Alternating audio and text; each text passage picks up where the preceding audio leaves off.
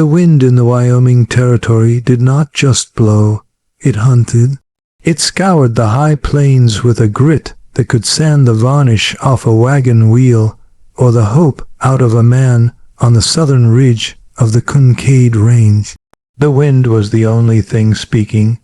It hissed through the dry needle grass and rattled the thorns of the mesette, a ceaseless, lonely monologue that Elikade had listened to for all of his 30 years.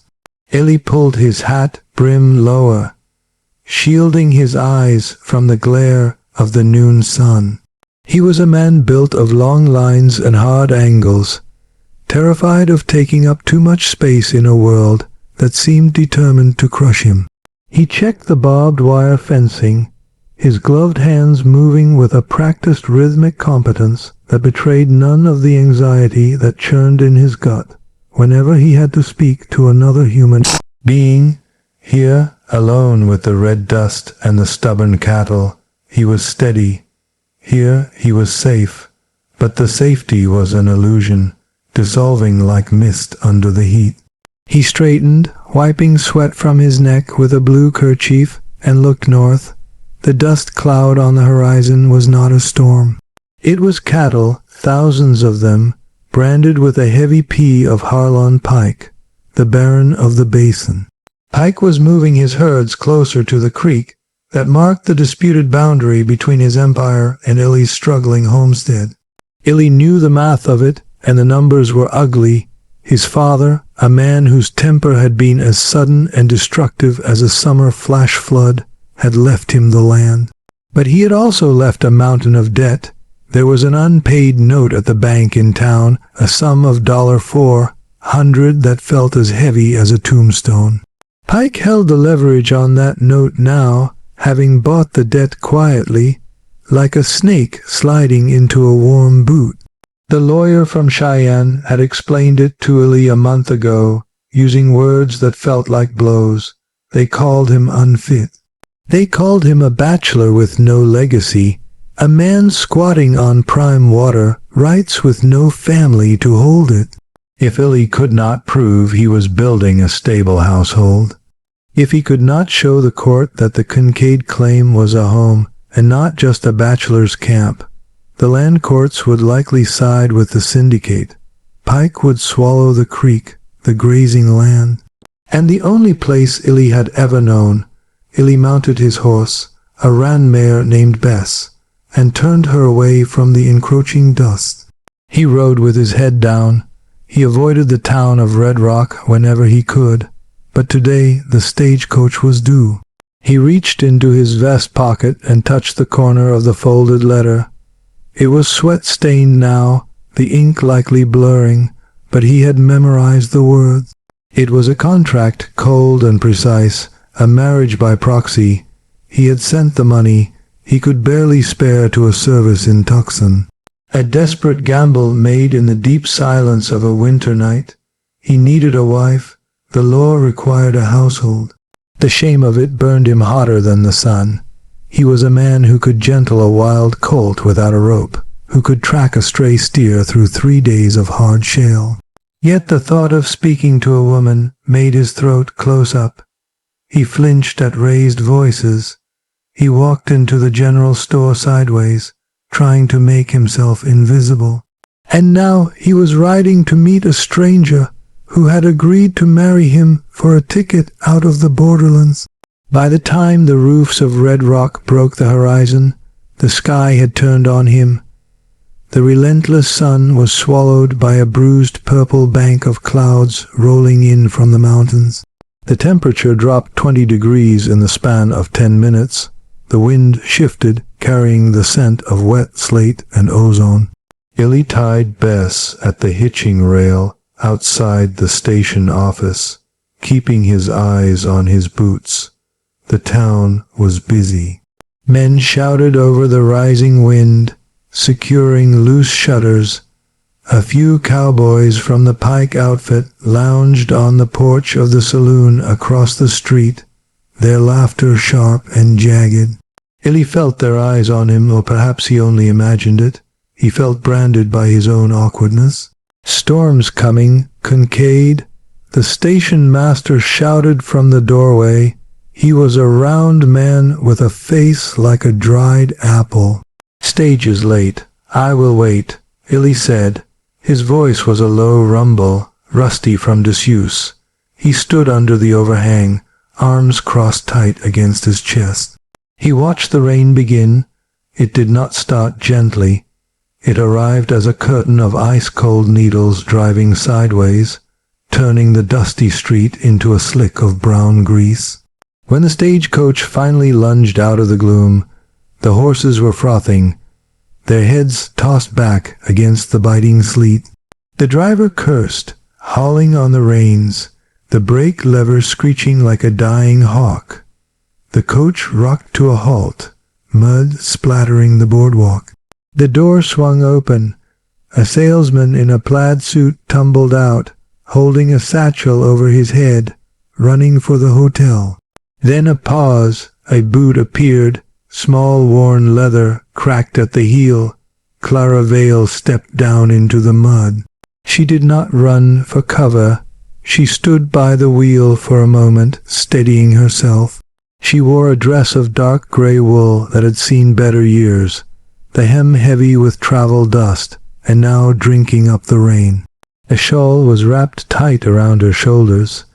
She looked up, scanning the street, not with the wide eyes of a lost girl, but with the sharp, darting gaze of a hawk searching for a snake. She was thin. That was Illy's first thought. She looked like something the wind had whittled down to the bone.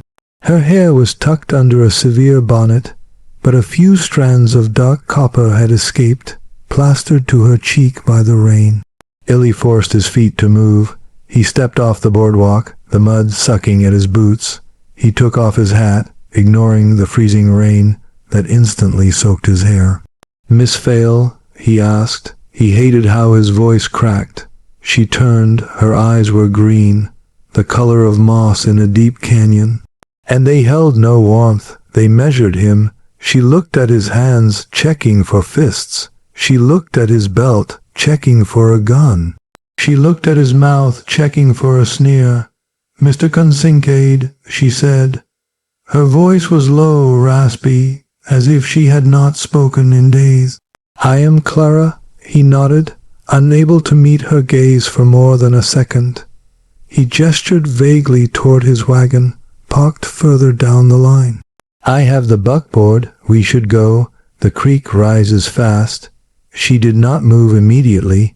She looked past him toward the mercantile, where two women stood under the awning. They were church women, respectable women, their skirts gathered up to avoid the splash. They were staring at Clara. "That is her," one of them whispered loud enough to cut through the rain. "The one from the border. References from a saloon keeper. Can you imagine? Bought trash." The other murmured, her nose wrinkling as if she smelled sour milk. "No respectable woman lists a place like that." "He must be desperate." Illy flinched. The words hit him harder than a physical blow. He waited for Clara to cry, to shout, to crumble. She did none of those things. Clara Vale merely tightened her grip on her small, battered. Her expression did not change. She had a stillness about her, a practiced invisibility that Illy recognized because he carried it too. She turned her back on the women and looked at Illy. "I am ready," she said. He took her bag. It was light. Terrifyingly light. Was this everything she owned in the world? A whole life in a bag a child could lift. He helped her up onto the wagon seat. His hand brushed her elbow, and he felt her stiffen, her muscles locking up like a trap snapping shut. He pulled his hand back, as if he had touched a hot stove. "I am sorry," he mumbled. "It is fine," she said, staring straight ahead into the rain. The ride to the ranch was an ordeal of silence and mud. The wagon lurched through ruts that were rapidly turning into small rivers. The wind howled, shaking the canvas cover Illy had rigged up, but the cold seeped through every gap.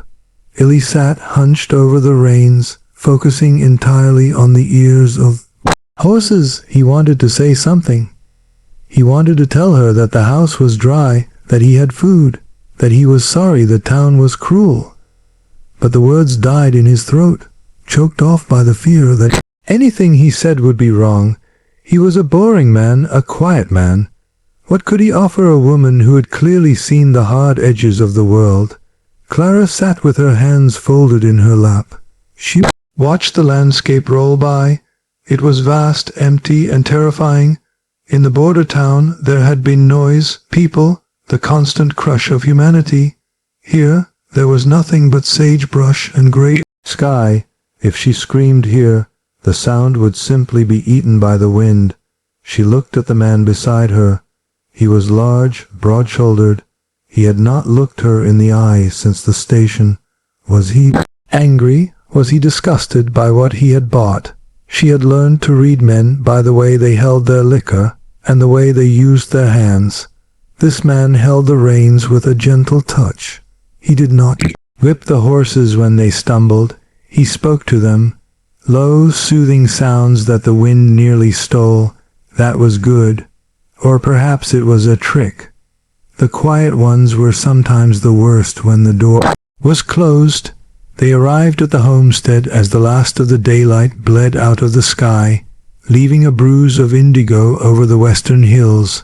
The ranch house was small, a simple structure of weathered timber and stone, huddled against a rise in the land for protection from the north wind. A barn stood nearby, dark and leaning slightly. Illy pulled the wagon up to the porch. "We are here." She climbed down before he could help her, her boots sinking into the wet earth. She followed him inside. The main room was warm. Illy had left the fire banked, and the smell of wood smoke and coffee hung in the air. It was clean, Clara noted. The floor was swept. There were no piles of dirty clothes, no empty bottles. It was sparse, almost like a monk's cell, a table, 2 chairs, a stove. "I put your things in there," Illy said, pointing to a door on the left. "I sleep in the loft." He was establishing distance. Clara relaxed slightly, though she kept her shoulders braced. He was not expecting to share a bed immediately. She walked to the door he indicated and pushed it open. The room was small. There was a narrow bed with a quilt that looked handmade, a washstand, and a small chest of drawers on the shelf above the bed. There was a small wooden carving. Clara stepped closer. It was a horse whittled from pine, clumsy but loving. It looked like a toy made for a child. Beside it lay a ribbon, faded red, the silk fraying at the edges. She reached out to touch the ribbon. "Do not." Illy's voice came from the doorway, sharp and sudden. Clara jerked her hand back, spinning around. Illy stood there, his face pale, his eyes wide with a panic that looked like anger. He crossed the room in 2 long strides, not towards her, but to the shelf. He grabbed the ribbon and the wooden horse, his hands shaking, and shoved them into the top drawer of the chest. He slammed the drawer shut. The sound echoed in the small room. Illy breathed hard, his back to her. He looked ashamed. "I am sorry. Those are old. I should have cleared them."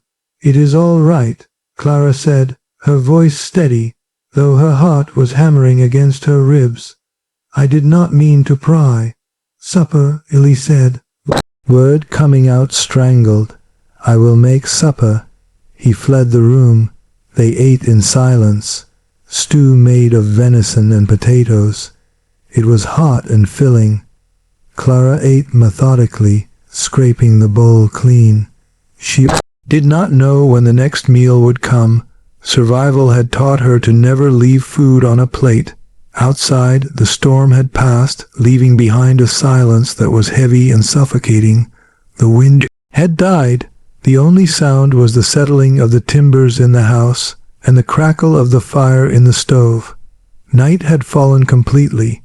The oil lamp on the table cast long, wavering shadows. Illy stood up and cleared the dishes.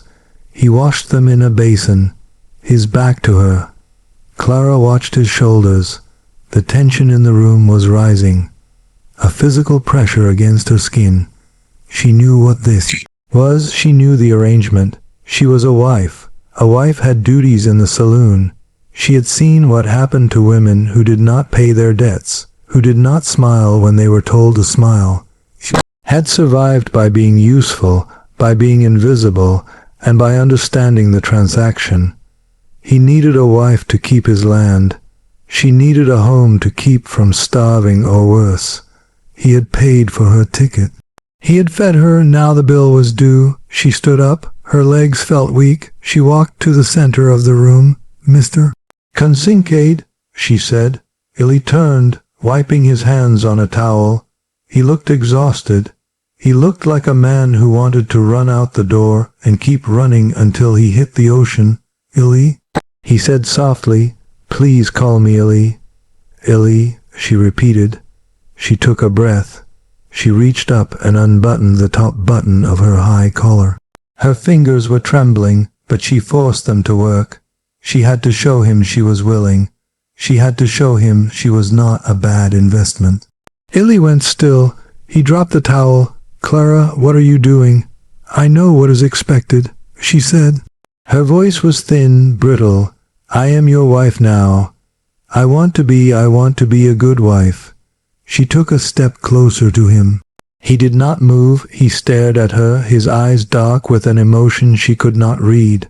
Was it hunger? "I can," she started, then faltered. She felt the heat rising in her face, the deep old shame of the places she had been, and the things she had heard through thin walls. She looked at his belt buckle because she could not look at his eyes. "I am your wife, can I?" She gestured vaguely, a halting, humiliating offer of intimacy that she thought men wanted. The words died in her throat. She stopped, bracing herself. She waited for him to grab her, to laugh, or to tell her to get on her knees. She squeezed her eyes shut. No, the word was a rough croak. Clara flinched. She opened her eyes. Illy had backed away until he hit the edge of the stove. He was trembling. His hands were held up, palms out as if she were the one with a knife. "No," he said again, louder this time. "Do not, please. I do not understand," Clara whispered. "I thought I know where you came from," Illy said. His voice was shaking. "I know you had to survive, but you are not. You are not that here. You are not a thing I bought." He ran a hand through his hair, gripping the strands tight. "My father, he took what he wanted. He was a man who thought the world owed him everything, including the women in his house. I am not him. I swear to you, Clara, I am not him." He looked at her then, and the raw vulnerability in his face took her breath away. He was terrified. He was not scared of her. He was scared of himself. He was scared of the potential for cruelty that lived in all men. "I will not touch you," he said, his voice dropping to a fierce whisper. "Not until you choose it. Not until you want it. If that takes a year or 10 years or forever, you are safe here. Do you understand? You are safe." Clara stood frozen. The speech confused her. Kindness was a foreign language. Cruelty she understood. Cruelty had rules. You could navigate cruelty. But this gentle, terrified restraint. She looked at his large hands, still held up in surrender. Something inside her, some tight-coiled spring that she had been holding together for years, suddenly snapped. It was not a sob.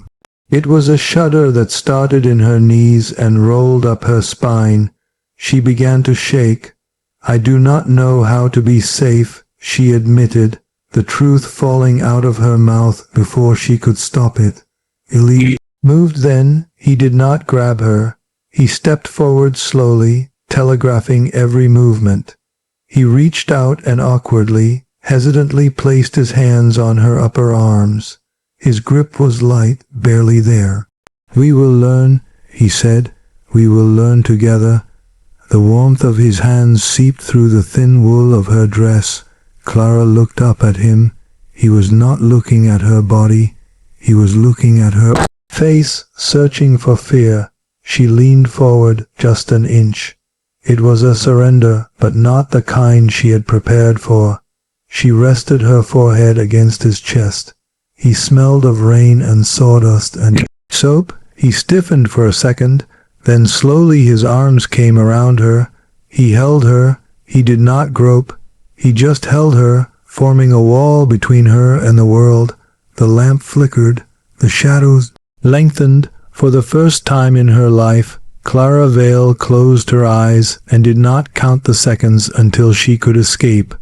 They stood there in the quiet kitchen, two broken people holding each other up against the dark. Later, the darkness of the room felt different. It was no longer empty. Illy lay in the loft, staring at the rough beams of the ceiling. He could hear Clara's breathing from the room below, soft and rhythmic. He shifted, the straw mattress rustling. His body hummed with a tension he had never known. He wanted her. God, he wanted her. The realization terrified him. He had thought he just needed a signature on a paper, a presence in the house to satisfy the judge. But holding her, feeling the small bird-like tremble of her frame against his, something had shifted. He had crossed a line inside himself. She was not just a contract. She was Clara, and she was terrified. He rolled onto his side, staring into the blackness. If he wanted her, he had to deserve her, and to deserve her, he had to keep her. The morning brought a cold, pale sun that offered no heat. Illy rose before dawn, the habit of work pulling him from a restless sleep. He went out to the porch. Pulling on his coat against the bite of the air, he stopped. The gate at the end of the yard was open. It had been closed last night. Illy walked down the steps, his boots crunching on the frost. He reached the gate and saw the hoof prints in the mud. Fresh, 3 riders, maybe 4. They had sat there just outside the perimeter of the house, watching. There was a piece of paper nailed to the fence post. Illy ripped it down. The handwriting was jagged, scrolled with a heavy hand. Sell by the end of the month. Consincade, or accidents will decide it for you. It was signed with a simple, jagged P. Illy crushed the paper in his fist. He looked south towards the endless stretch of fence he had to ride, and then back at the house where smoke was just beginning to curl from the chimney. Clara was awake. The wind kicked up again, whistling through the wire, sounding like a warning. Illy Consincade stood between the open range and his front door, and for the first time he did not look down. He looked at the horizon, and his eyes were hard.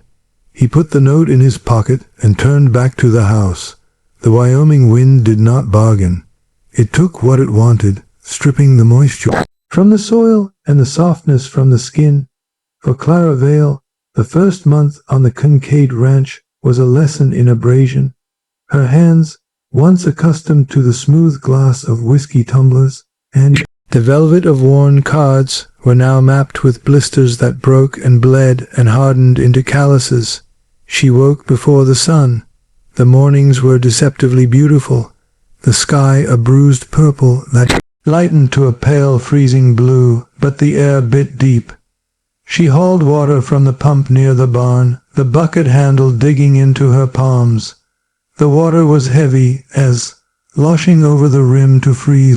On her boots, she chopped wood, her swing awkward at first, the axe head bouncing dangerously off the knots until she learned to read the grain. The landscape was brutal. One afternoon, a dust storm rose up like a solid wall of copper, blotting out the sun and turning the noon sky to midnight. Clara had been caught near the chicken coop. The grit filled her nose and mouth, blinding her. She had dropped to her knees, covering her head, waiting for it to pass. When the wind finally died, she stood up, shook the dust from her skirts, and finished gathering the eggs. She refused to complain. Complain was to admit weakness, and in her experience, weakness attracted predators. Illy watched her. He did not hover, but he was always there on the periphery of her vision. He taught her with a quiet patience that unnerved her. In the border town, men taught with shouts or the back of a hand. If you did it wrong, You were punished. Illy was different. You are cinching it too tight, he said. One morning in the barn, Clara jumped, dropping the leather strap. She backed up against the stall door, her breath hitching. She waited for the reprimand. Illy stood by the mare's shoulder. He did not look at Clara. He ran a hand down the horse's neck. If you pinch her skin, she will buck. She is not mean, just sensitive like us. He gestured for Clara to step forward. Here, slide your fingers under the girth. If you can fit 2 fingers flat, it is right. Clara stepped closer, her heart hammering. She reached out, sliding her hand between the warm horsehair and the stiff leather. Illy's hand was inches from hers. He did not grab her. He did not correct her posture. He simply waited. It fits, she whispered. Good, Illy said. You have a gentle touch, Clara. The animals like that. He walked away to gather the bridles. Clara stared at his back. His patience felt like a trap. No man was this patient unless he was saving up for a truly terrible explosion. She kept her guard up, watching his hands, watching his eyes, waiting for the concave tempers she had heard rumors about.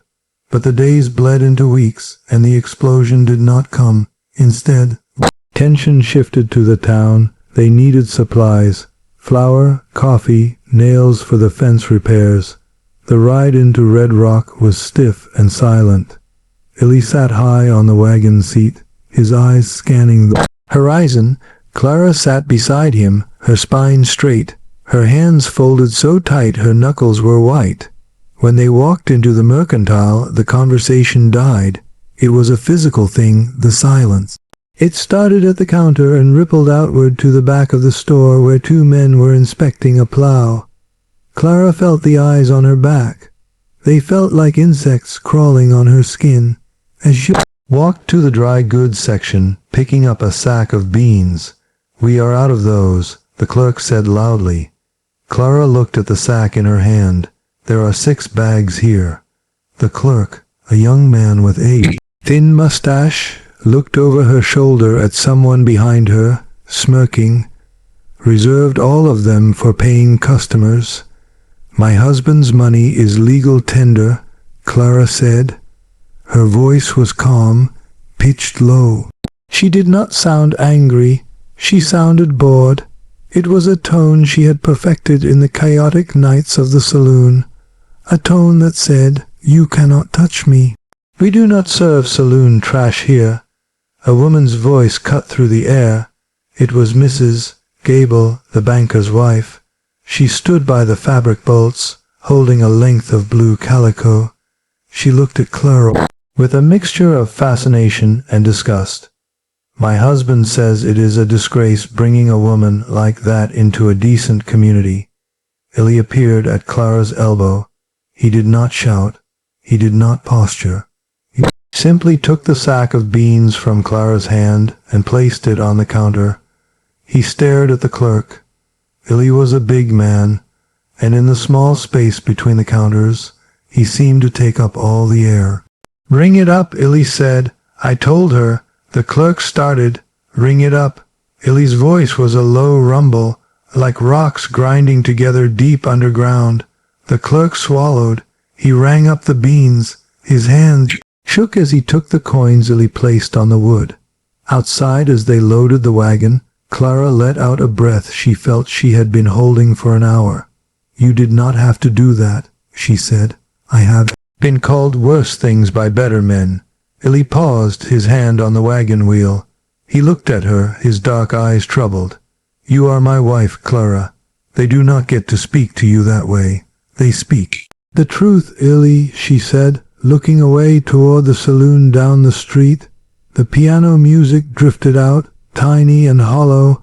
"I worked where men drank. I poured the whiskey. I smiled when they wanted me to smile. That is who I was." "It is not who you are," Illy said stubbornly. "You do not know who I am," she snapped, the frustration finally bubbling over. "I saw a man die, Illy. In that place, I saw a man shot for spilling a drink. And I saw the sheriff arrest the boy who swept the floors because the shooter bought the law a round of drinks. I learned that truth does not matter, only power matters. You fighting a clerk for a bag of beans does not change that. Illy looked at her for a long time. Maybe not, but I will not let them starve us out.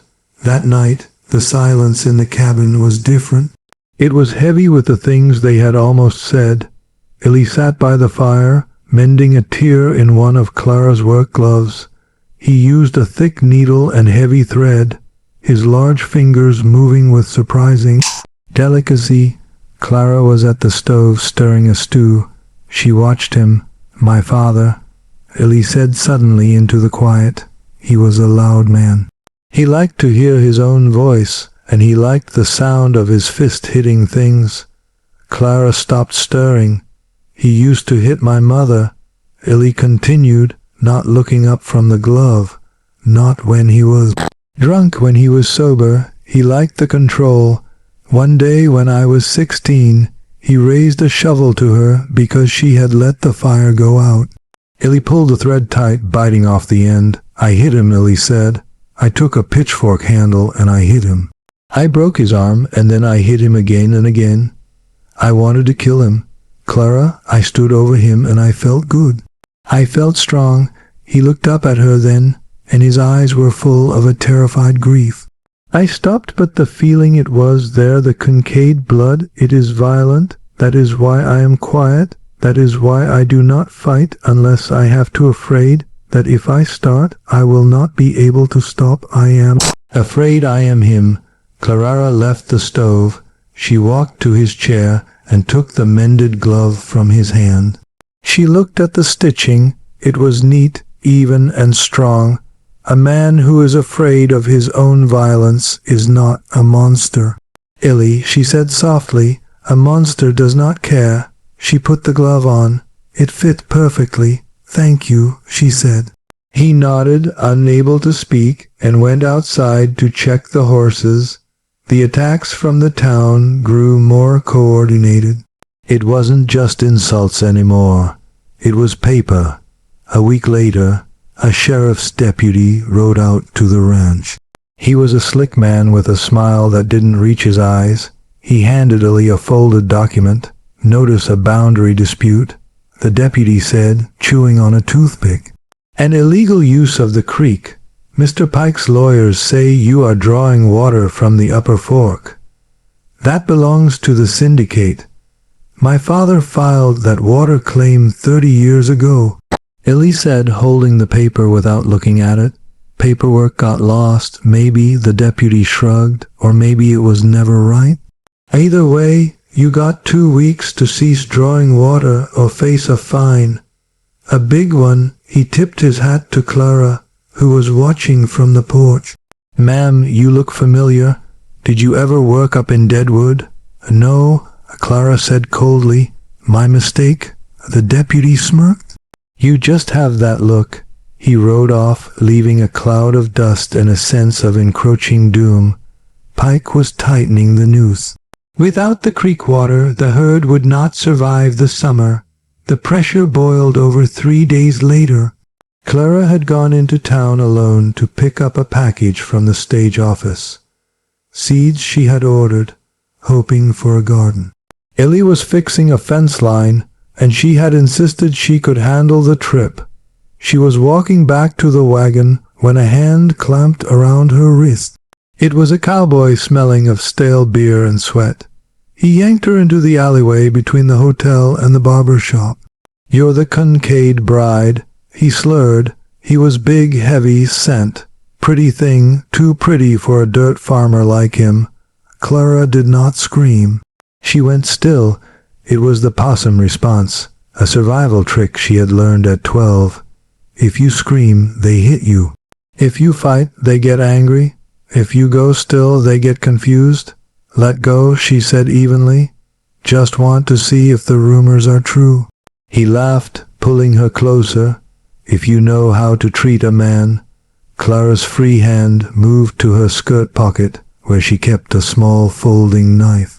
She was calculating the angle to his ribs when a shadow fell over them. Let her go. It wasn't a shout, it was a command, spoken with the finality of a closing coffin lid. The cowboy turned. Illy stood at the mouth of the alley. He was not wearing his gun belt. He stood with his arms loose at his sides, but his whole body was coiled. "This ain't your business, plowboy." The cowboy sneered. "She is my wife," Illy said. He took one step forward. "And you are touching her?" The cowboy laughed and shoved Clara back against the wall. He reached for his hip, but he was drunk and slow. Illy moved with a speed that defied his size. He stepped in, blocked the cowboy's arm, and drove a fist into the man's solar plexus. The sound was a wet thud. The cowboy folded in half, gasping for air. Illy grabbed the man by the collar and slammed him against the brick wall. He held him there, feet dangling inches off the ground. Illy's face was inches from the man's nose. Illy was shaking, vibrating with a rage so intense the air around him seemed to crackle. "If you ever," Illy whispered, "ever look at her again, I will not stop at your stomach. Do you understand?" The cowboy nodded frantically, his face purple. Illy dropped him. The man scrambled away on hands and knees, retching in the dirt. Illy turned to Clara. He was breathing hard, his chest heaving. He looked at her, and the rage in his eyes vanished, replaced by a horror that chilled her. He looked at his own hands, then at her. "Did he hurt you?" Illy asked. "No," Clara said. She stepped away from the wall. Illy started, then stopped. He turned and walked rapidly toward the wagon. The ride home was fast. Illy drove the horses hard. When they reached the ranch, he jumped down and began unhitching them with frantic, jerky movements. "Illy," Clara said, coming up behind him. "I almost killed him," Illy said, not turning around. I wanted to snap his neck." "But you did not," Clara said. "You stopped. I am dangerous," he said, turning to face her. "You should not be here, Clara. You should not be with a man like me. I cannot protect you the right way. I am just like my father." "Stop it," Clara shouted. It was the first time she had raised her voice at him. "Stop pitying yourself. You are nothing like him. You protected me. I should not have to," Illy roared back. "You should be safe. You should be in a house where men do not grab you in alleys. I brought you here to this war. I am using you to keep my land, and it is going to get you hurt. I can handle ugliness," Clara yelled, stepping into his space. "I have handled worse than drunk cowboy. I am not glass, Illy. I am not some porcelain doll you put on a shelf. I am here. I am your partner." They stood chest to chest, breathing heavy in the cold twilight. The anger hung between them, sharp and electric. "I know you are not glass," Illy said, his voice dropping to a whisper. "But I want you to be soft. I want you to have peace. I hate that you have to be hard to survive me." Clara looked at his face lined with dust and worry. She saw the love beneath the fear. He wasn't trying to control her. He was trying to shield her, and he was failing. And it was breaking his heart. She reached up and took his face in her hands. His skin was rough, unshaven. "I am not surviving you, Illy," she said softly. "I am choosing you." She pulled his head down. This time she did not ask permission. She did not ask, "Can I?" She simply kissed him. It was tentative at first, a question asked with lips instead of words. Illy stood frozen for a heartbeat, his arms rigid at his sides. Then a groan ripped from his throat. He wrapped his arms around her waist and pulled her against him. Lifting her off her feet, he kissed her back with a desperate, starving intensity. It was not the kiss of a polite stranger. It was the kiss of a man who had been lonely for 30 years. He carried her into the house, kicking the door shut behind them. The room was dark, lit only by the embers in the stove. He set her down by the bed. His hands were shaking again, but not from fear of violence. He touched her face, tracing the line of her jaw with his thumb. "Clara," he breathed, "are you sure?"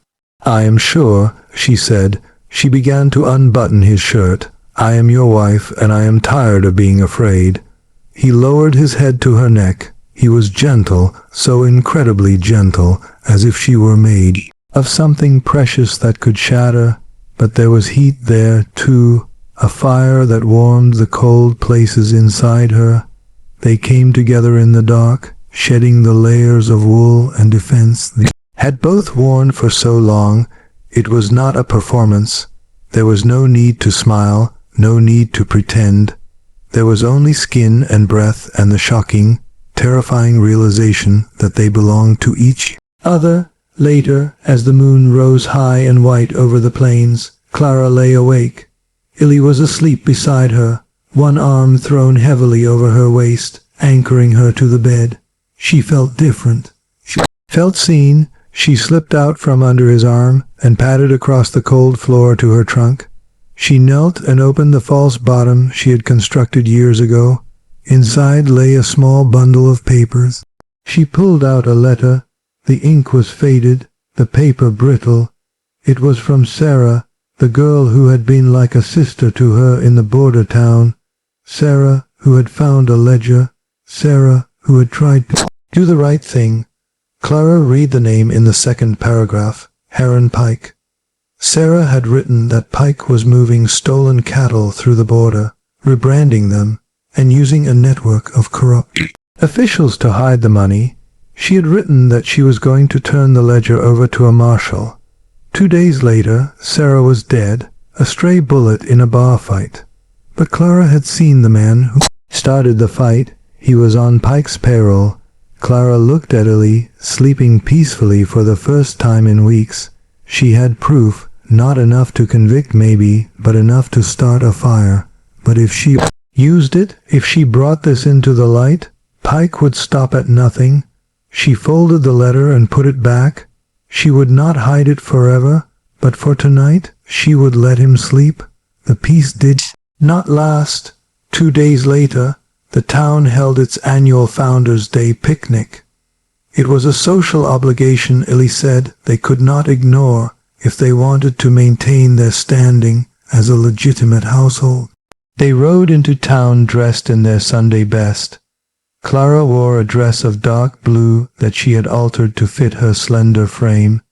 She held her head high, but as they walked through the crowd, atmosphere shifted. The whispering was louder this time. A man stepped out from the crowd near the bandstand. He was older, with a scarred face and eyes that looked like dead fish. Well, the man said, his voice carrying over the fiddle music. If it isn't Clara, or should I say Red? Clara froze. She knew him. Looking Glass Saloon 5 years ago. I wondered where you ran off to. The man grinned, looking at the crowd that was gathering. Folks, you got a celebrity in your midst. This here is the finest enticement the border ever produced. Cost me $2 for an hour, didn't it, Red? The crowd gasped. The silence that followed was absolute. Illy dropped Clara's arm. He took a step toward the man. Illy, no, Clara hissed, grabbing his sleeve. $2. The man laughed, and she was worth every penny. Tell me, can you get a discount for the wedding ring? Illy went white, not red, but a deathly chalky white. Clara stood there, the sun beating down on her, feeling the judgment of the town settle on her like a shroud. She saw the church women nodding, their suspicions confirmed. She saw the men smirking. She looked at Illy. He wasn't looking at the man anymore. He was looking at her. And in that moment, with the town staring and the lie hanging in the air like smoke, Clara Vale wondered if love was enough to survive the truth. "Let's go," Illy said. His voice was dead. He did not hit the man. He did not defend her honor. He turned around and walked toward the horses. Clara stood alone for a second, the laughter of the crowd ringing in her ears before she turned and followed him. her head high, her heart breaking into dust. The drought descended on the Wyoming territory like a slow suffocation. It was not a singular event, but a tightening of the screw. Day by burning day, the sky turned a relentless pale blue that offered no shade and no mercy. The clouds that did appear were high and thin, teasing the land with the promise of rain before dissolving into nothingness.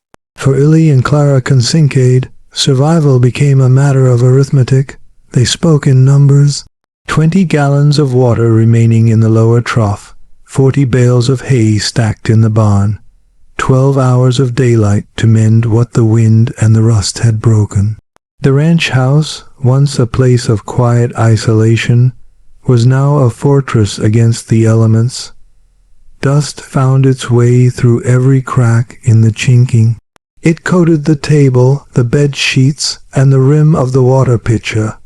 Clara swept 3 times a day, her jaw set in a line of grim determination, refusing to let the grit win.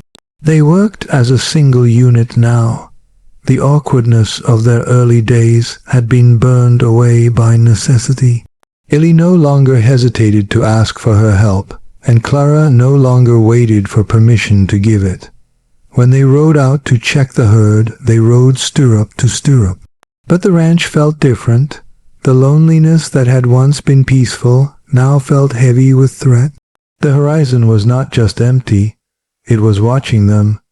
The Sunday after the confrontation at the Founders' Day picnic, Clara insisted on going to the church social. Illy had argued against it, his voice tight with the urge to protect her from more pain. But Clara had been adamant.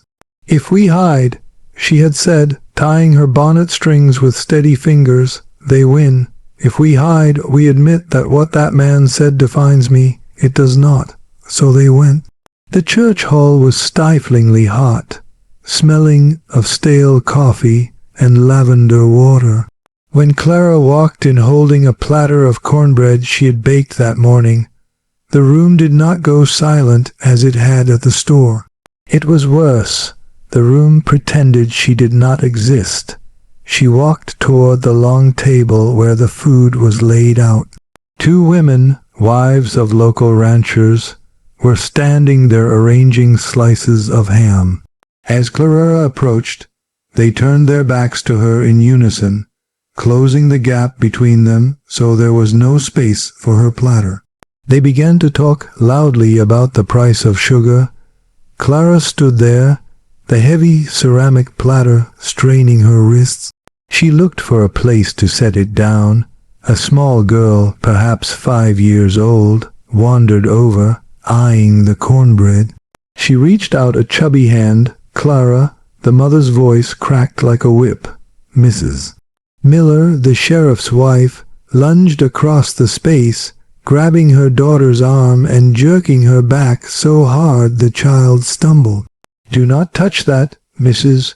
Miller hissed loud enough for half the room to hear. "We do not know where her hands have been." Clara did not flinch. She did not look at the floor. She gently set the platter on the very edge of the table, where it teetered slightly before settling. She straightened her spine. She looked Mrs. Miller in the eye. The woman's face was flushed with self-righteous heat, but her eyes darted away, unable to hold Clara's gaze. Clara turned and walked back to where Illy stood by the door. He was vibrating with tension, his hands clenched into fists at his sides. "We are leaving," Illy said, his voice a low growl. "No," Clara said softly. "We will stay for the sermon. We have done nothing wrong." They sat in the back pew. They sang the hymns. They listened to the preacher talk about charity and forgiveness, while the congregation sat with stiff backs and cold hearts. When it was over, they walked out into the blinding sunlight, heads high, having refused to collapse. But the drive home was silent, and Clara's hands shook in her lap until Illy covered them with his own. The escalation began 3 nights later. The moon was a sliver of bone in the sky, offering little light.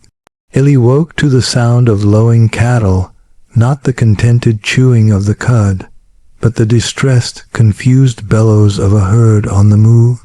He was out of bed and pulling on his boots before his eyes were fully open. "What is it?" Clara asked